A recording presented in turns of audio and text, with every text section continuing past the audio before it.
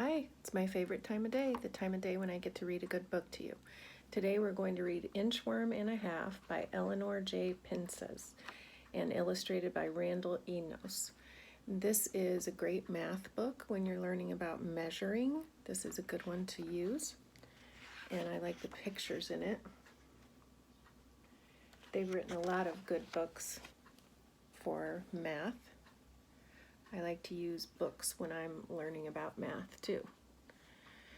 The inchworm who lives in the garden can climb any surface with ease. She nibbles and measures all her treasures, zucchini, eggplants, and snow peas. Her measuring method is simple. Each loop that she takes is 1 inch. She starts at one end and results will depend on the number of loops. That's a cinch. Squirmy, wormy, hoopity hoop. I measure everything loopity loop. 2-inch hot peppers and 3-inch pole beans and even the tiniest 1-inch new greens.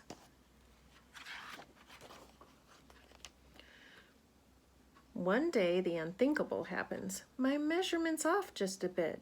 1, 2, nearly 3. How could this be? There's no way I can possibly fit. What's nearly 3? Asked a short worm, who suddenly dropped from midair. Well, said the worm, starting to squirm, 2 inches and that fraction there. Do you know what it might be? Fractions, the inchworm continued, are equal parts of a whole number. It spoils my fun if a length can't be done, like the end of that problem cucumber. The little worm grinned. I'm a fraction. That length should be easy for me. He said, sounding wise, at just half your size, I'm a 1/2 inch fraction, you see. They happily measured all morning, while fuzzy green leaves made them laugh.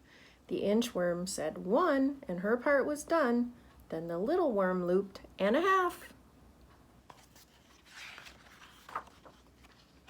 Squirmy, wormy, hoopity hoop. We measure everything loopity loop. 7-inch celery, 8-inch corn ears, and 4.5-inch asparagus spears. For every loop made by the inchworm, the shorter worm had to make 2. Then something went wrong as they inched along, a measurement they couldn't do. They carefully studied the problem. This fraction is smaller than me, said the half size in total surprise. What length could it possibly be? Another worm looped to their rescue. It looks like you're in a tight spot. I'll give that a try. I'm little and spry, and my length's 1/3 inch on the dot. The trio looped on into noonday. Quite pleased, no new problems occurred. The inchworm yelled, 2, that's all I can do. Then the shortest worm called, and a third. Squirmy, wormy, hoopity hoop. We measure everything loopity loop. 8-inch leaf lettuce, 9-inch cabbage head, and some 1 1/3 inch ripe berries so red. To equal 1 loop by the inchworm, the second worm had to loop twice. For accuracy, the third worm looped 3. I'm a 1/3 inch fraction. How nice. Snacking on rich ripe tomatoes, they decided to measure a few. But just like before, they halted once more at a measurement they couldn't do. What do you think's going to happen now? The fraction they saw was a strange one. Too short for half size, they agree. How very absurd. Not even 1/3? What length could it possibly be? What are you thinking? What length do you think it is? Some sort of fraction. Let's see. It's me, said a worm slightly shorter. He looped off the leaf where he'd curled. My 4 steps per inch make 1/4 a cinch. Now together we'll measure the world. So he's 1/4 inch. Takes him 4 steps to get to an inch.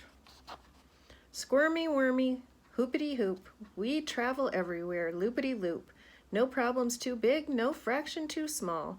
By adding new worms, we can measure it all. All right. I hope you liked that book about measurement. I like that one a lot. And you can see there are some more math books you could check out by these authors as well. All right, I hope you liked that, and I hope you learned something about measurement today. That's important. All right, I will see you later. Bye, Anderson.